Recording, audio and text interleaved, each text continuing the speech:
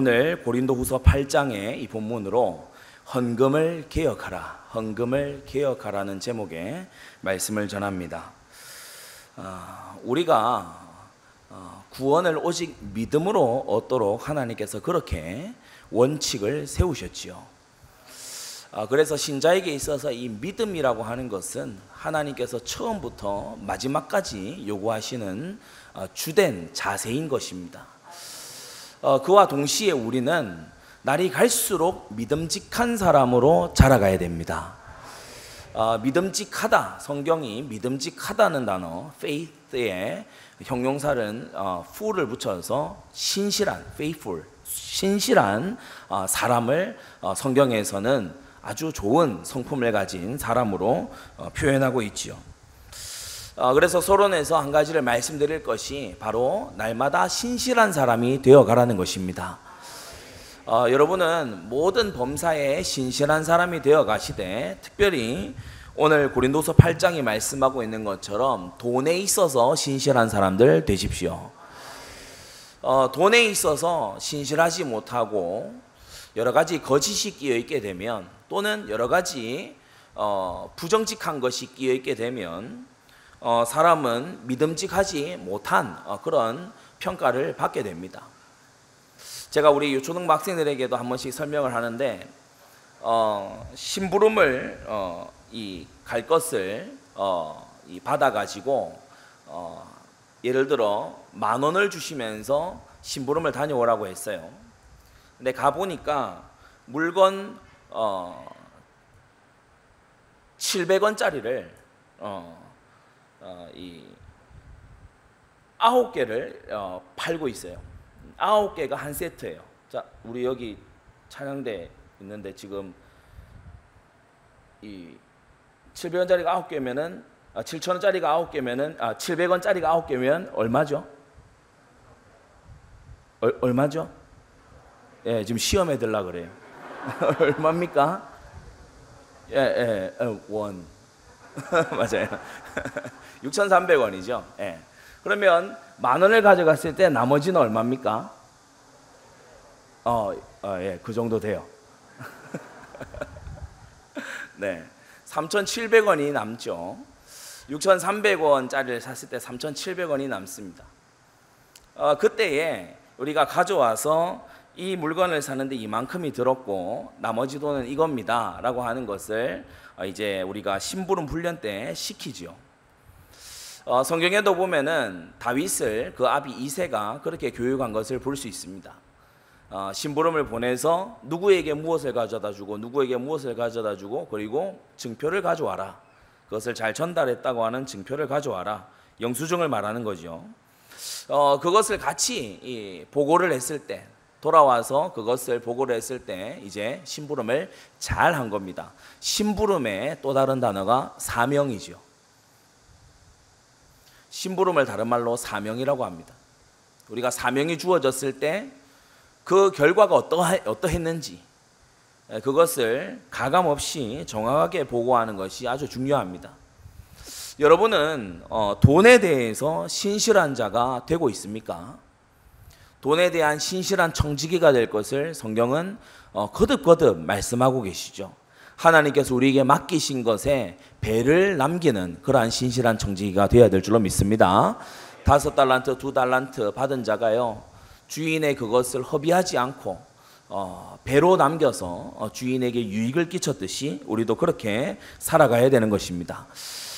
재물에 있어서, 물질에 있어서 신실한 자가 되기 위해서는 한 2가지 정도가 필요해요. 첫 번째는 뭐냐 하면은 내 것과 내 것이 아닌 것을 구분할 줄 알아야 됩니다. 그게 재물의 정직한 청지기가 가지는 생각이지요. 심부름을 시켜 6,300원을 계산하고 3,700원을 돌려주는 그것은 그 중에 내 돈은 없습니다. 3,700원을 다시 돌려드렸을 때 너 수고했다, 이 중에 얼마를 너에게 주마라고 하면 그때 그것이 내 것이 되는 거지. 그 3,700원을 가져오는데 내가 수고했다고 해서 그게 막바로 내 것이 되는 건 아니죠. 그래서 우리가 재물에 있어서 내 것이 무엇인지, 내 것이 아닌 것이 무엇인지, 하나님의 것은 무엇인지, 또 이웃의 것은 무엇인지, 이 소유관이 분명해야 된다는 겁니다. 두 번째로는 우리가 재물에 정직한 신실한 청지기가 되기 위해서는 성실성을 갖춰야 돼요.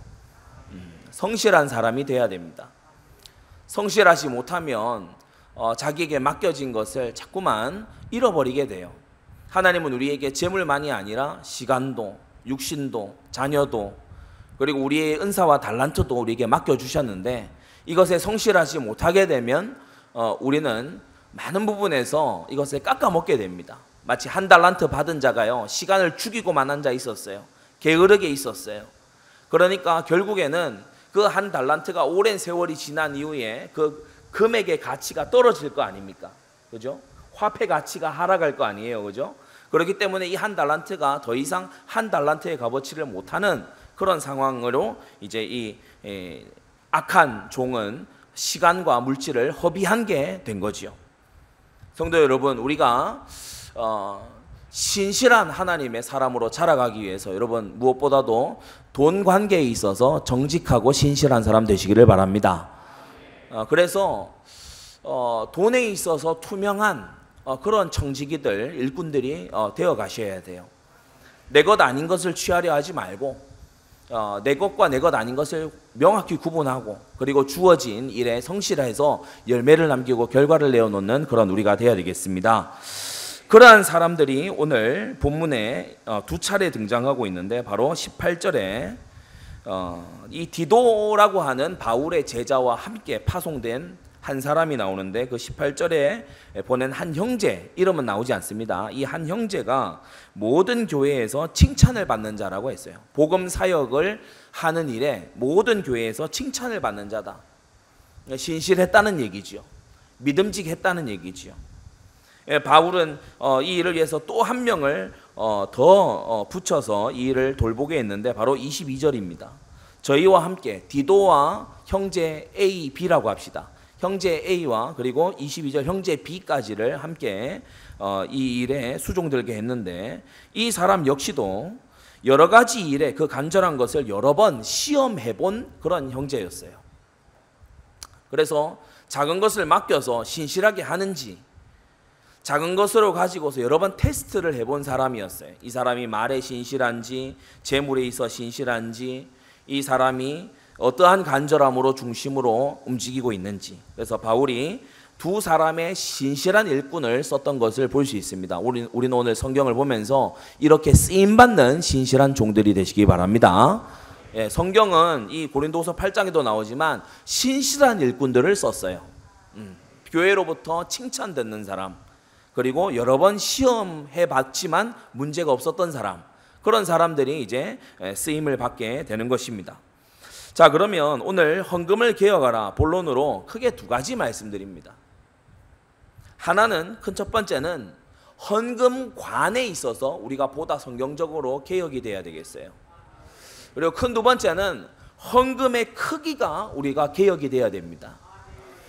그래서 큰 첫 번째, 헌금관이 개혁이 돼야 되는데, 오늘 고린도서 8장에 이 연보라는 것이 헌금을 말하는 거거든요. 오퍼링, 헌금을 말하는 겁니다. 이 헌금에 대해서 여러 차례 바울은 이것이 바로 이 헌금이라고 하는 것이, 헌금을 드리는 이 행위가 은혜라고 말하고 있습니다. 여러분, 헌금은 은혜입니다. 헌금 드리는 것이 은혜입니다. 본문 1절에 마게도냐 교회들에게 주신 은혜라고 말했고요. 4절에도 보면 이 은혜라고 말하고요. 6절에도 보면은 이 은혜를 그대로 성취케 하라 했다라고 말하고요. 7절에도 너희가 이 모든 일에 풍성한 것 같이 이 은혜에도 풍성하게 해라고 말하고 있고요. 그리고 19절에 가서 봐도 우리에게 맡은 은혜의 일이라고 말하고 있습니다.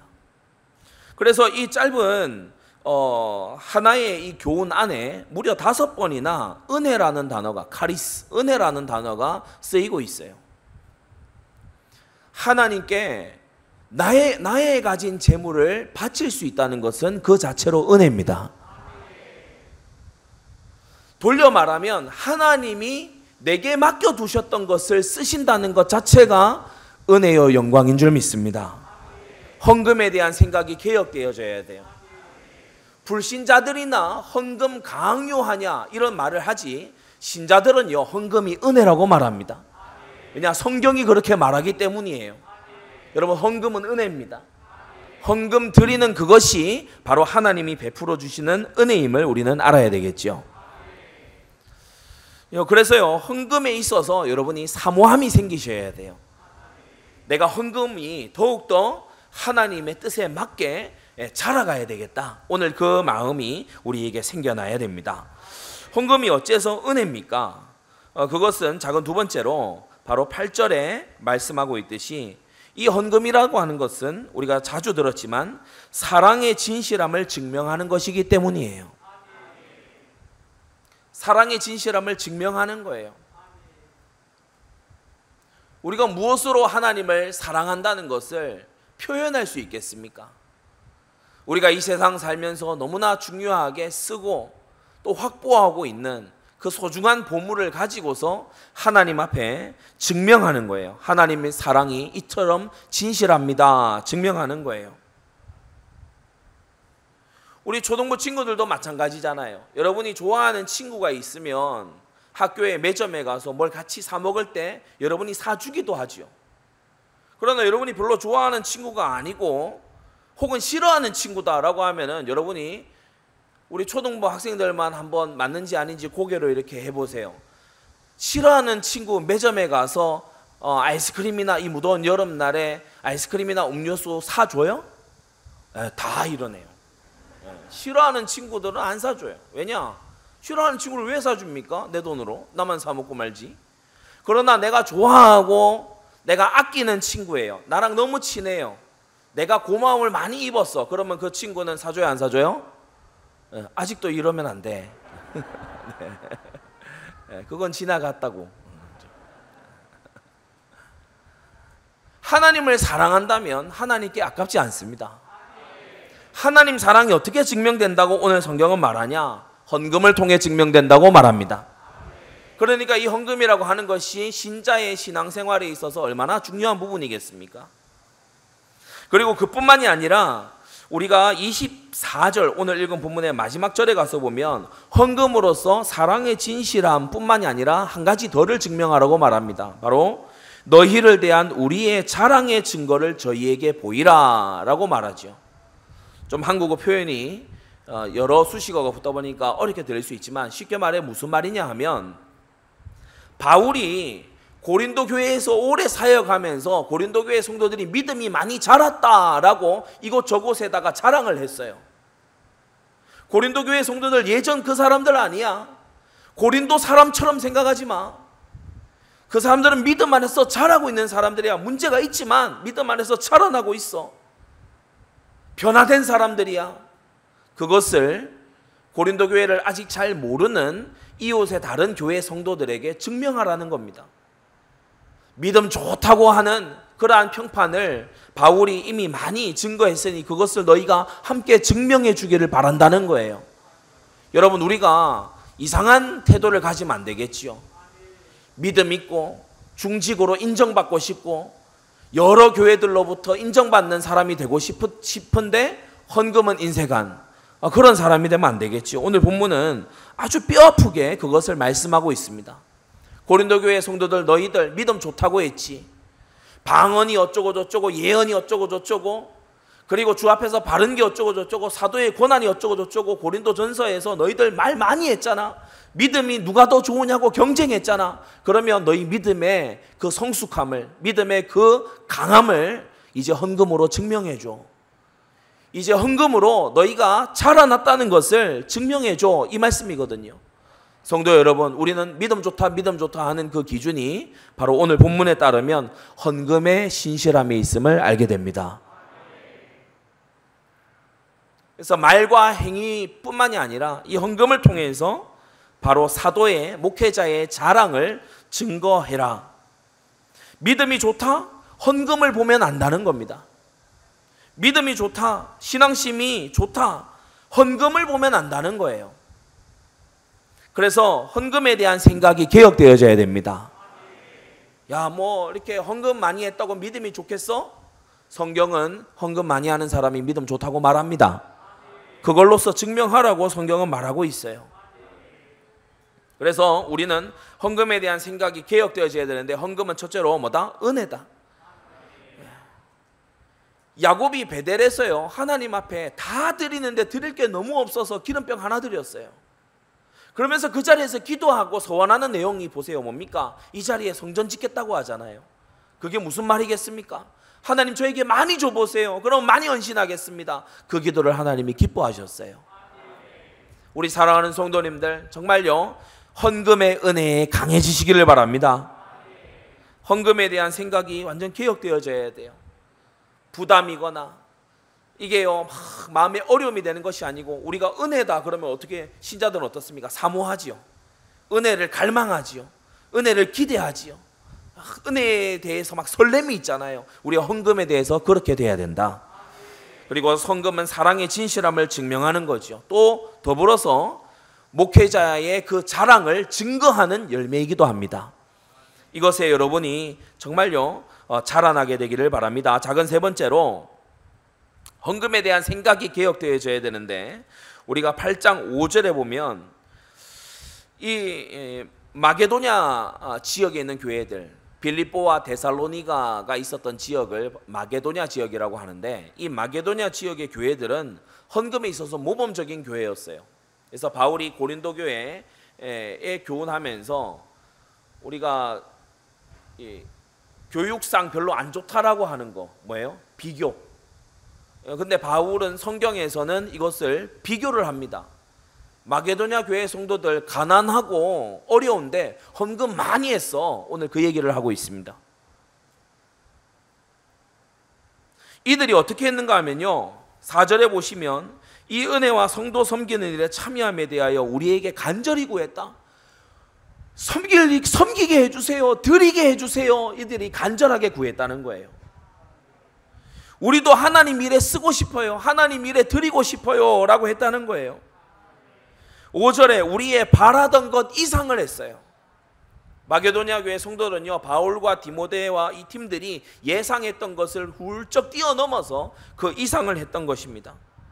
이들이 두 가지를 했는데, 5절에 먼저 자신을 주께 드렸어요. 하나님께 드리는 헌금을 통해 자신을 주께 드리고, 그리고 5절에 또 하나님 뜻을 조차 우리에게 주었다. 바울과 디모데가 이 고린도후서에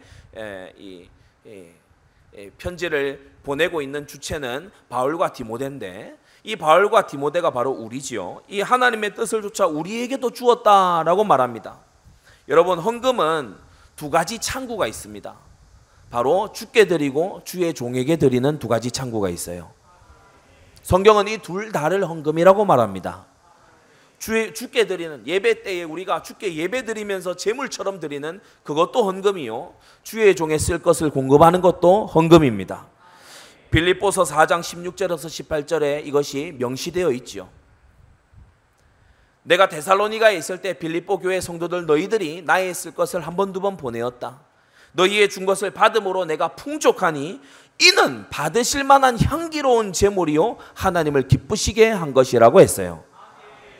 그래서 주의 종에 쓸 것을 채우는 그것 또한 헌금으로 하나님이 여기신다라는 사실입니다. 헌금에 대한 생각이 개혁되시기를 바랍니다. 그래서 정리하면 뭡니까? 헌금은 작은 첫째로 은혜입니다. 헌금이 부담이냐? 아닙니다. 헌금은 은혜입니다. 하나님께서요, 큰 어떤 결단과 이 올인과 그리고 아주 이 헌신을, 헌금을 하나님께서 감동 주신다. 그건 무슨 말이죠? 야, 너 나랑 일 같이 하자. 너 내 일에 네가 좀 쓰임 받아라. 이 말씀이거든요. 너무 큰 은혜지요. 예, 다윗이요, 이걸 깨달았기 때문에 정말요, 헤아릴 수 없이 드리면서 다윗이 기쁨을 이기지 못하여 한 것입니다. 하나님의 일에 쓰임 받는 그 영광 때문에요. 헌금은요, 사랑의 진실함이 증명되는 겁니다. 헌금은 헌금쯤이 아니고 헌금을 통해서 우리는 진실됨을 증명하는 거예요. 그리고 또 뭐라고 했죠? 우리의 믿음이 얼마나 자라났는지에 대한 증거라고 했어요. 여러분, 세월이 흘러서 하나님을 믿은 세월이 오래되어 갈수록 우리는요 정말 주의 종의 자랑이 되어야 됩니다. 오늘 본문이 그것을 명확히 말씀하고 있잖아요. 그리고 헌금에는 두 가지 창구가 있다고 했습니다. 두 가지 채널이 있다고 했습니다. 뭡니까? 주께 곧장 드리는 것과 바로 주의 종에게 드리는 이 두 개의 채널이 있다고 했어요. 여러분, 성경적인 헌금관으로 개혁되기를 바랍니다. 헌금이 부담스럽고 헌금이 막 어렵고 힘든 그것에서 헌금은 은혜구나. 헌금을 나의 신앙과 떼어놓고 생각하던 그런 습관에서 이 헌금으로 내가 증명해야 되겠다. 그래서 저 같은 경우는 몇 번 말씀드렸죠. 저는 지금 현재의 최고권만으로 헌금을 합니다. 최고 집회권으로만 헌금합니다. 제가 이거는 저의 어떤 신앙상의 양심이에요. 그래서 이건 제가 가진 바고 여러분도 각자 가지는 바 하나님께 대한 여러분의 신앙이 있을 겁니다. 여러분 증명하시기를 바랍니다. 그리고 주께 드리고 주의 종께 드리는 이 두 가지 채널 모두가 바로 헌금의 방법이다. 자, 이제 큰 두 번째로 헌금의 크기를 개혁해야 됩니다. 헌금의 크기를 개혁해야 돼요. 여러분은 헌금의 크기를 개혁하는 데에 정말 마음을 다잡고요 실천하십시오. 본문 2절에 보면요 풍성한 연보를 넘치도록 했다고 했어요. 풍성한 연보를 넘치도록 했다. 5절에 보면요 바라던 것 이상을 했다. 예상하던 것보다 더 많이 했다. 그래서 풍성한 연보를 하는 것과 바라던 것 이상을 하는 이러한 모습을 이 바울이 이제 고린도 교회로부터 예상할 거 아닙니까? 그래서 이들이 어떤 이제 액수를 옮기고 이렇게 가져오고 하게 됐냐? 본문 20절에 보면은 거액의 연보라고 했어요. 당시 핍박 중에 있었던 초대교회입니다. 어려움 중에 있었던 그런 초대교회예요. 그러나 이들 속에서 움직이고 있었던 그러한 헌금은요 거액의 헌금이었어요. 성경은 분명히 거액의 연보라고 말씀하고 있죠. 그래서 이 거액의 연보를 옮겨오고 관리하는 이 부분에 있어서 아무의 회방, 비방도 받지 않기 위해서 21절에 가서도 보면 주 앞에서만 아니라 사람 앞에서도 이 일에 조심하려고 바울은 디도와 동역자 A, B를 이 일에 함께 동행하게 한 겁니다.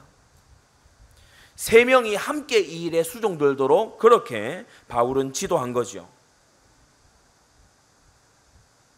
아까 전에도 말했듯이 이 18절에 나오는 이 A라고 우리가 그냥 부를 수 있는 이 무명의 형제는요 모든 교회에 칭찬 듣는 자였어요.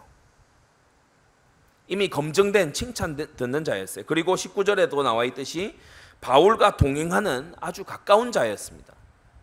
이런 사람을 거액의 연보를 옮기는 일에 디도의 이 동역자로 보냈다. 디도는 바울의 제자지요. 바울의 부교육자라고 할 수 있는 이 디도와 함께 형제 둘을 함께 보냈죠. 22절에도 보면요 여러 번 시험하였거니와 라고 했어요. 이런 사람을 이 신실한 믿음직한 이런 사람을요 한 명만이 아니라 두 명만이 아니라 세 명을 함께 하게 해서 이 거액의 연보를 옮기고 수종들게 했던 것을 볼 수 있습니다. 돌려 말하면 뭡니까? 이 정도의 인원이 투입되어야 될 만큼 거액이 모여졌다는 거예요. 그냥 한 사람이 간단하게 옮길 수 있는 그런 액수가 아니었다는 거죠. 오늘날처럼 인터넷 송금을 할 수 있는 시대가 아니잖아요. 그러니까 직접 옮겨야 되는데 세 사람이, 그것도 신실한 세 사람이 들어가서 수종 들어야 될 만큼 그렇게 거액의 헌금이 모여졌다는 거예요. 여러분 초대교회의 헌금은 풍성했어요. 초대교회는 헌금에 인색하거나 헌금에 생색내지 않았어요. 우리가 그 믿음 본받아야 됩니다. 그래서 여러분 헌금을 크기를 늘려가세요. 특히 우리 중직자분들은요 헌금의 사이즈가 여러분의 평생 축복의 사이즈입니다. 헌금의 크기 늘려가시기를 바랍니다. 이 일에 열심을 내셔야 돼요. 그래서 하늘 경제로 살아야 될 거 아닙니까? 그래서 빛의 경제로 살아야 될 거 아니에요. 그래서 우리가요 정말 이렇게 헌금을 개혁했더니 내 삶에 하나님이 이런 화답으로 함께 하시 이런 증인들 일어나야 될 줄로 믿습니다. 그러면서요 헌금의 크기를 개혁하시는 주님께서 동시에 뭘 지금 말씀하시죠? 11절과 12절에 보면요 마음에 원하던 것과 같이 성취하라고 말합니다. 마음에 감동 주신 것과 같이 성취해라. 우리가 사도행전 초반부에 보면은 아나니아 삽비라가 다 드릴 그런 결심을 처음에 했어요. 그런데 둘이 계산기 두드려 보고서는 확 줄이죠. 그러나 교회 앞에 나와서는 다 한 것 마냥 사도와 성령을 기만했습니다. 그날 하나님께서 그들을 데려가셨어요. 우리가 성경에서 그 역사를 알잖아요. 여러분 마음에 주시는 감동대로 하십시오. 할 수 있는 한 풍성하게 하십시오. 하나님이 없는 거 받지 않으십니다. 안 주시고 헌금해라 라고 하시는 하나님 아니에요. 우리 정직해져야 됩니다. 하나님이 모든 것을 우리에게요 할 수 있게끔 능하게 하나님이 주셨어요. 없는 것을 받지 않으신다는 거예요. 그래서 헌금의 크기가 개혁되어져 가야 돼요. 초대교회 핍박 중에 2절에 환난의 많은 시련 극한 가난 중에서 풍성한 여보를 넘치게 해서 힘에 지나도록 자원해서 마침내 그들 속에서 헌금이 막 왔다 갔다 하는 것이 거액의 연보가 될 정도로 신실한 자들이 셋이나 가서 붙어서 관리해야 될 정도로 이렇게 섬겼던 초대교회처럼 우리도요 하나님 앞에 이 은혜의 풍성한 자가 되십시오. 7절 명령합니다. 이 모든 일에 믿음과 말과 지식과 간절한 기도들과 그리고요 사랑하고 동력하는 이 모든 일처럼 이 모든 일에 풍성한 것처럼 헌금이라고 하는 이 은혜에도 인색하지 말고 풍성하게 할지니라. 성경의 명령입니다. 이전보다 풍성해져야 돼요. 주님의 말씀입니다. 이전보다요 풍성해져야 돼요. 그러면서 오늘 본문의 특이한 것은 구약 성경을 한번 인용을 하고 있는데 그것이 바로 14절과 15절이지요. 이제 너희의 유해한 것으로 저희 부족한 것을 보충함은 후에 저희 유해한 것으로 너희 부족한 것을 보충하여 평균하게 하려 함이라. 기록한 것 같이 많이 거둔 자도 남지 아니하였고 적게 거둔 자도 모자라지 아니하였느니라 라고 말합니다. 우리가 이 본문 14절에 이런 것에 따라서 이 각 지교회도 이 8장 14절의 이 원칙에 따라서 다 운영이 되고 있죠. 우리 교회가. 네. 그래서 지교회에서 얼마를 본교회에 또 본교회에서 얼마를 지교회에 이렇게 14절의 이 말씀대로 우리 교회의 모든 것이 진행이 되고 있습니다. 자, 그런데 15절에 출애굽기 16장 18절을 특별히 인용하고 있어요. 많이 거둔 자도 남지 않고 적게 거둔 자도 모자라지 아니했다. 이게 언제 하신 말씀이냐 하면 바로 만나의 이 사건을 다루시면서 성경이 하는 말씀입니다. 너희가 헌금에 대해서 많이 하라고 해서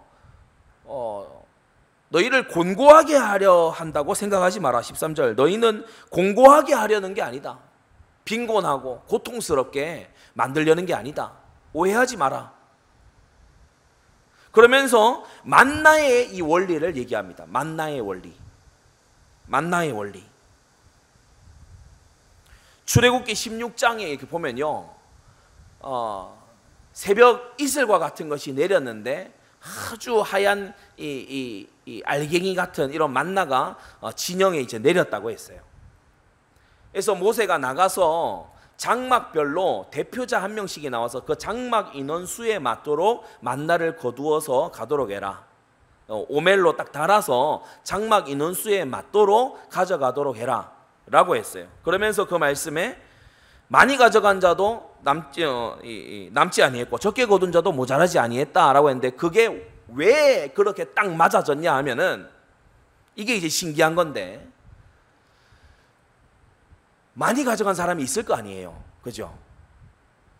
3명인데 5인분 같은 3인분을 가져간 사람이 있을 거 아니에요. 난 좀 많이 먹어. 식당 가면은, 요새 식당을 안 가지만 항상 제가 하는 얘기 있으면 3인분 같은 1인분요. 항상 하는 얘기입니다. 이렇게 많이 또 먹고 또 그 다음 날까지 남겨서 먹고 이렇게 하고 싶은 마음이 이 몇몇 사람들에게 있었어요. 근데 희한하죠. 분량 이상의 것이 어떻게 됐냐 하면 19절 20절에 보니까 벌레가 생기고 냄새가 났다.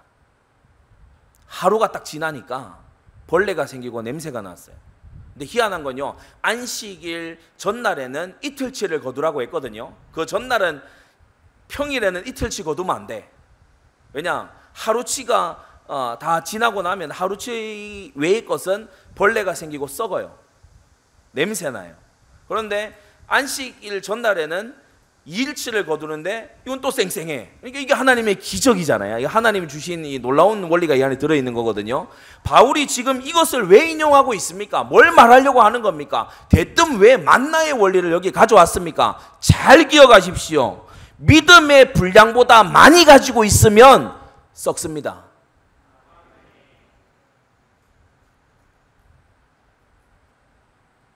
내 믿음의 분량보다 많은 재물이 냄새가 나게 만들어요.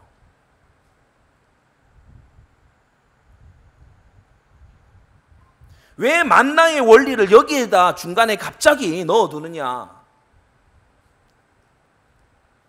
11조가 하나님 건데 내가 들고 있으면 재앙이 되듯이 내 믿음의 분량, 하나님이 내게 주신 분복 이상의 것을 들고 있잖아요. 그게 화가 됩니다. 벌레가 꼬여요. 냄새가 난다고. 그래서 우리가 성전 건축을 앞두고 아마 여러분에게 와 있는 것들이 있을 겁니다. 그것을 신실한 청지기처럼 하나님께 드리십시오. 만나 감춰두듯이 여기저기 항아리에 넣어두는 그런 어리석은 짓 하지 말고 어차피 썩고 냄새 날 거예요. 벌레가 낄 거예요. 오늘 본문이 그걸 말씀하고 있는 겁니다. 많이 거뒀다고 너에게 남는 거 아니다. 적게 거뒀다고 절대 모자란 것도 아니다. 만나의 원리를 생각해라. 하나님 앞에 내가요, 하나님의 이 공급하심을 믿지 못하고 내 수단으로 챙겨놓고 내 방법으로 항아리에 집어넣어놓잖아요. 냄새나고 썩고 벌레 꼬여요. 그거 치운다고 수고로워요. 먹지도 못하는 거, 냄새나는 거 장막 안에요. 냄새가, 이상한 냄새가 막 기어 올라와요. 교회 생활을 오래 해오다 보면요, 집안이 살만하고 형편이 괜찮아서 자녀들에게 신앙이 안 들어가는 경우가 집안이 어렵고 힘들어서 신앙이 안 들어가는 경우보다 훨씬 많습니다. 자녀가 별로 답답하지가 않은 거예요. 부모가 성공하고 부모가요 잘 나가니까 자녀가 답답한 게 없는 거예요. 뭐 길이 척척 열리니까 뭐 갈급한 게 없는 거예요. 진짜 기도해야 되는데 기도할 제목도 그럼 안 잡히잖아요. 그 제목이 자녀에게 썩은 냄새로 배이기 시작하는 겁니다. 그래서 우리는 오늘 이 본문의 말씀에서 특히나 여러분 깨달아야 되는데, 내 믿음의 분량 이상의 것을 들고 있으려고 하지 마세요. 만나의 원리. 감당할 수 있는 것 이상을 가지고, 그걸 가지고서 하나님 앞에 나태해지고 멀어지잖아요. 그게 반드시 벌레가 꼬이고 냄새가 납니다.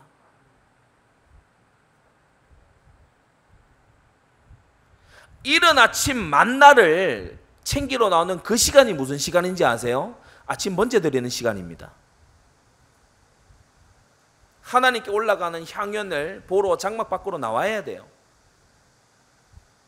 장막 안에서 빈둥거리고 그렇게 하는 게 아니고 장막 밖으로 나와서 만나를 거두어 드려야 돼요. 그날의 양식을, 그날의 우리가 만나를 물론 이제 말씀으로도 볼 수 있습니다. 그날의 것을 거두어 드려야 돼요. 그날 하나님의 도우심을 입어야 돼요. 근데 그것이 아니라 말세에 재물을 쌓고 재물을 의지하면서 하나님과 멀어진다면 그건 믿음의 분량을 넘어서는 일이죠. 그래서 금보다 귀한 믿음이라고 하는 게 진짜라면 여러분은요, 믿음을 위해서 금을 제대로 관리하시기 바랍니다.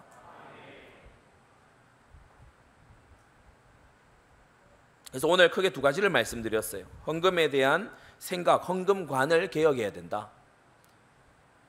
헌금은 부담이나 강요에 의한 어떤 것이 아니라 헌금은 은혜다. 하나님이 우리에게 베푸신 여러 가지 좋은 은혜들 중에 하나다. 그리고 헌금은 사랑의 진실함을 증명하는 방법이다. 그리고 헌금의 채널, 창구는 두 군데가 있으니 바로 주께 드리고 주의 종에게 드리는 것이다. 그리고 큰 두 번째로 헌금의 크기를 개혁해야 된다. 풍성하게 하고 바라던 것 이상으로 하고 거액의 연보가 움직였던 이 초대교회처럼 우리도 풍성하게 해서 우리 성도님들 정말 절대센터 성전 건축에 우리 입당과 함께 헌당을 하십시다. 그래서요, 이 빠지는 자가 있으면 안 돼요. 모두 다가 마음을 합하면요, 하나님께서 이루게 하시는 것입니다. 하나님은 없는 것을 받는 분이 아니에요. 주셨고 기도하는 속에 주실 것이고 우리는 신실한 청지기가 되면 되는 겁니다. 다 같이 충성스러워야 돼요. 믿음의 분량 이상을 꽁쳐두려고 하지 마세요. 결국에 냄새 날 겁니다. 내 것이 되지 못할 거예요.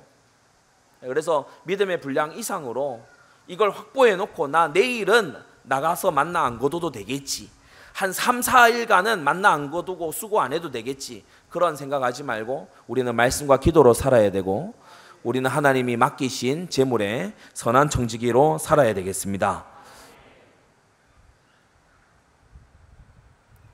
모든 믿음의 교훈들이 그렇지만 실천이 제일 중요합니다.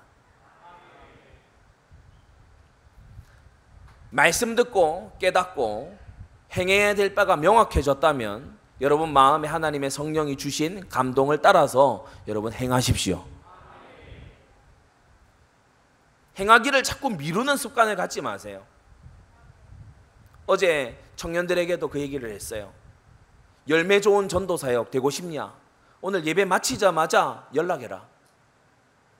오늘 예배 마치자마자 문자 보내라. 많이 어렵냐? 나는 네가 예수님 믿기를 원한다 라고 카톡 써서 보내라. 카톡 무료다. 보내라. 널 위해서 기도하고 있다. 왜 기도하고 있잖아. 우리는 바로 실천해야 돼요. 지체하거나 미루지 말아야 돼요.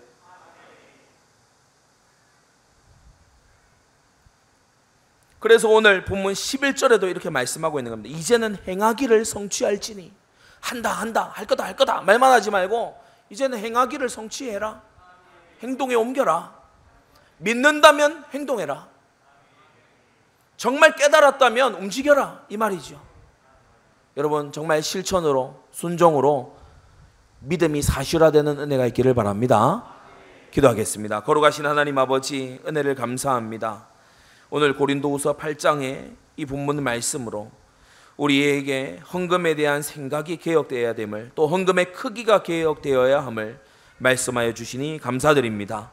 다른 모든 은혜에 풍성하기를 바라는 것처럼 이 헌금의 은혜에도 풍성한 우리 성도들 되도록 은혜 내려 주시옵소서. 하나님이 우리의 최고의 사랑이심을, 또한 우리에게 믿음의 분량 이상의 것이 있다 한들 그것이 썩고 말 것임을 오늘 분명히 우리가 마음으로 배웠사오니 이것을 실천하고 순종하는 우리 성도들 되도록 은혜 내려 주시옵소서. 예수 그리스도의 이름으로 기도드리옵나이다. 아멘.